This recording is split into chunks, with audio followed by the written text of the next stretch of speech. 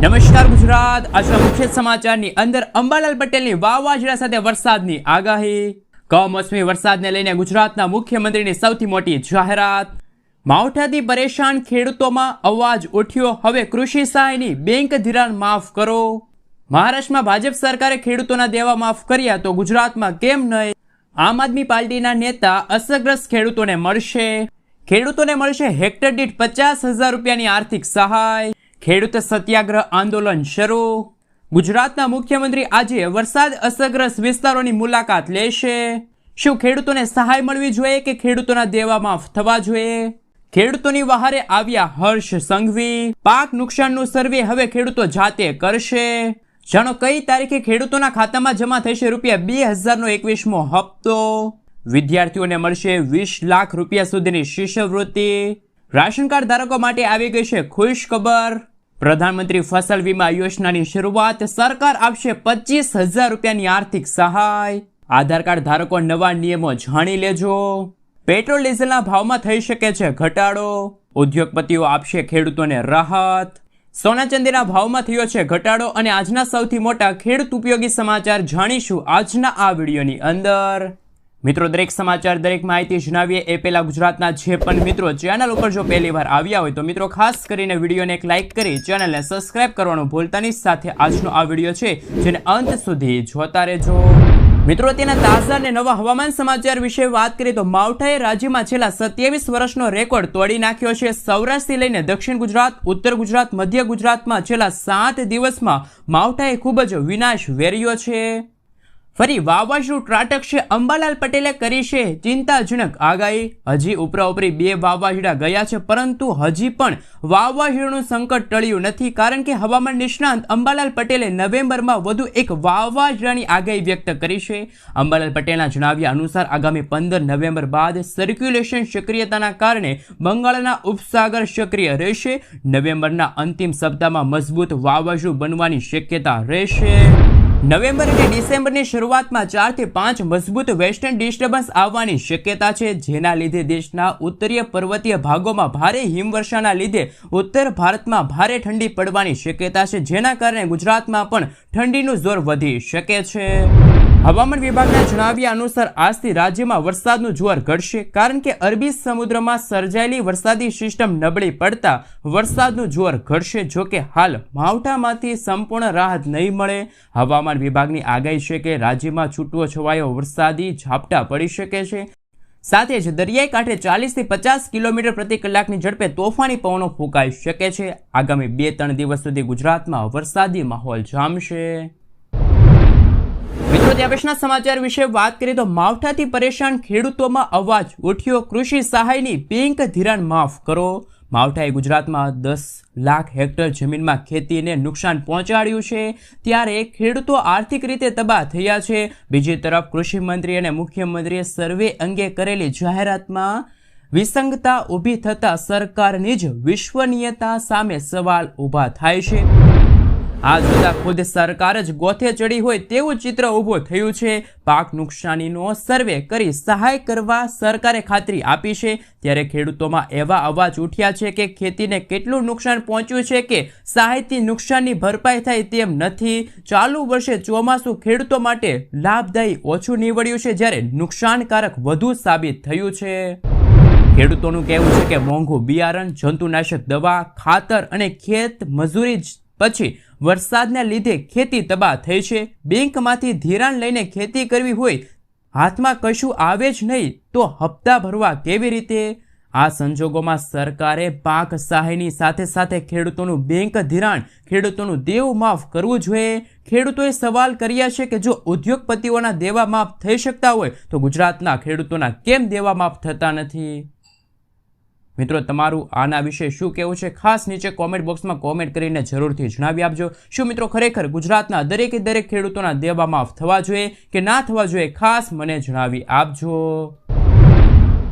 મિત્રો ત્યાં પછીના સમાચાર વિશે વાત કરીએ તો આમ આદમી પાર્ટીના નેતાઓ ઈસુદાન ગઢવી, ગોપાલ ઇટાલિયા અને હેમંત ખવા ગુજરાતમાં માવઠાથી ભારે નુકસાન ભોગવી રહેલા ખેડૂતોની મુલાકાત લેશે.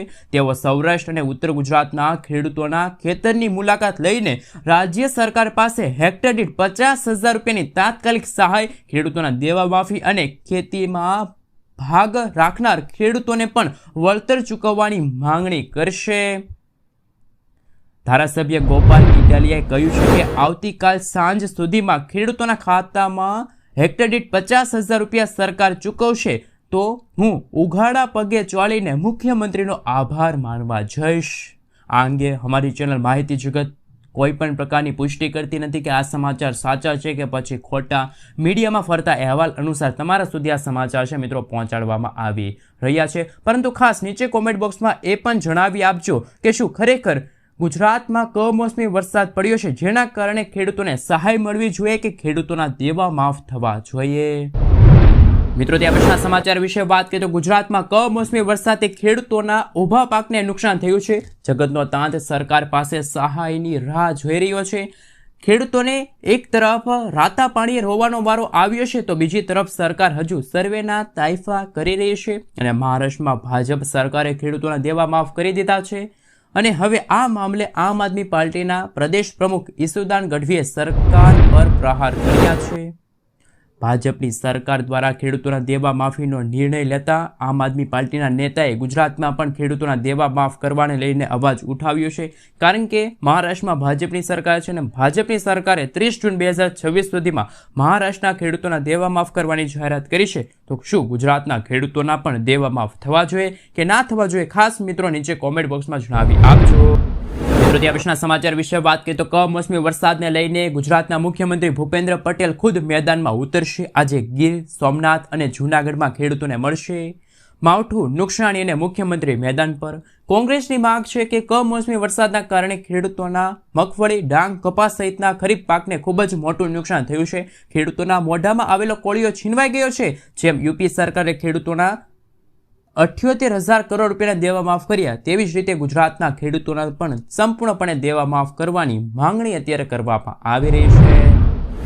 મિત્રો ત્યાં પછીના સમાચાર વિશે વાત કરીએ તો મુખ્યમંત્રીએ પાક નુકસાની સ્થળોનું નિરીક્ષણ કર્યું. ગુજરાતના મુખ્યમંત્રી ભૂપેન્દ્ર પટેલે કમોસમી વરસાદથી થયેલા પાક નુકસાન અંગે સંવેદના વ્યક્ત કરી છે. ખેડૂતોની પડખે ઊભા રહીને યુદ્ધના ધોરણે સર્વે શરૂ કરાયું. ગાંધીનગરથી રિયલ ટાઈમ મોનિટરિંગ અને ઉચ્ચ સ્તરીય બેઠકો દ્વારા નુકસાનીનો તાગ મેળવાયો.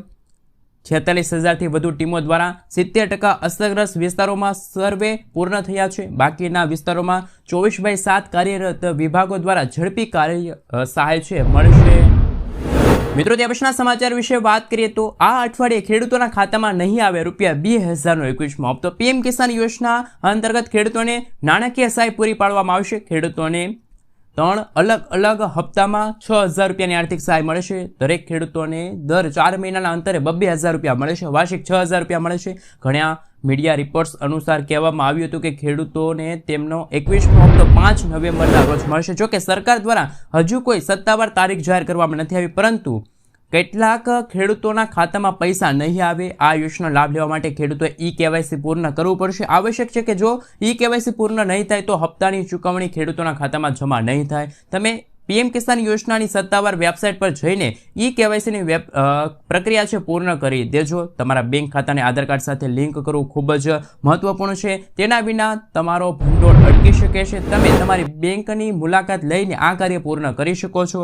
તમારે તમારા આધાર કાર્ડની ફોટોકોપી, તમારા વીજળી બિલ, પાણી બિલ, ટેલિફોન બિલ વગેરેના સરનામા પુરાવા દસ્તાવેજ તમારે છે એ સબમિટ કરાવવા પડશે. જે ખેડૂતોએ કેવાયસી પ્રક્રિયા પૂર્ણ કરી છે, આધાર કાર્ડ સાથે બેંક ખાતા લિંક હશે અને જમીન ચકાસણી કરી છે, એવા ખેડૂતોના ખાતામાં જ ₹2,000નો હપ્તો છે ટ્રાન્સફર થઈ શકે છે. પરંતુ હજુ સુધી સરકાર દ્વારા કોઈ ઓફિશિયલી તારીખ જાહેર કરવામાં નથી આવી કે કઈ તારીખે ખેડૂતોના ખાતામાં હપ્તો જમા થશે.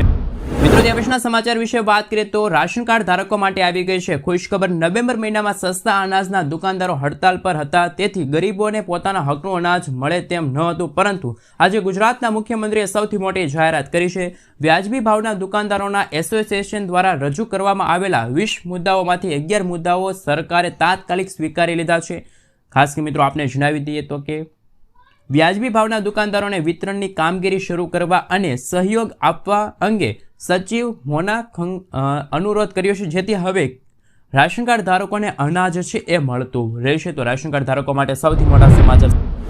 મિત્રો, ત્યાં પછીના સમાચાર વિશે વાત કરીએ તો પીએમ મોદી ફરી એકવાર આવશે ગુજરાત પ્રવાસે. પ્રધાનમંત્રી નરેન્દ્ર મોદી ફરી એકવાર ગુજરાતના પ્રવાસે આવશે. છેલ્લા 15 દિવસમાં તેમની બીજી ગુજરાત મુલાકાત છે. પીએમ મોદી 15 નવેમ્બરના રોજ નર્મદા જિલ્લાના ડેડીપાડાની મુલાકાત લેશે તેવી શક્યતા છે. અહીં તેઓ આદિવાસી નેતાની જન્મ જયંતિ અનુસાર ખાસ કરીને એક નવી જાહેરાત કરી શકે છે. આ કાર્યક્રમમાં તેમની હાજરીથી આદિવાસી સમુદાયમાં કાર્યક્રમને વેગ મળશે.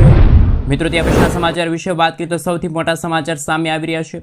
એસબીઆઈ દ્વારા શાળાના વિદ્યાર્થીઓથી લઈને આઈઆઈટી, આઈઆઈએમ અને વિદેશમાં અભ્યાસ કરતા વિદ્યાર્થીઓ માટે ખાસ કરીને શિષ્યવૃત્તિની સૌથી મોટી જાહેરાત થઈ છે. આ યોજના હેઠળ 15,000થી લઈને 20 લાખ રૂપિયા સુધીની આર્થિક સહાય મળશે. શાળાના વિદ્યાર્થીઓ માટે કૌટુંબિક આવક 3 લાખ રૂપિયા અને અન્ય માટે 6 લાખ રૂપિયા ન હોવી જોઈએ. આ તકનો લાભ લેવા માટે રસ ધરાવતા વિદ્યાર્થીઓ 15 નવેમ્બર સુધી છે એ ઓનલાઈન એસબીઆઈની જે સ્કોલરશિપ યોજના છે એમાં અરજી કરી શકે છે. મિત્રો, ત્યાં પછીના સમાચાર વિશે વાત કરીએ તો સૌથી મોટા સમાચાર સામે આવી રહ્યા છે.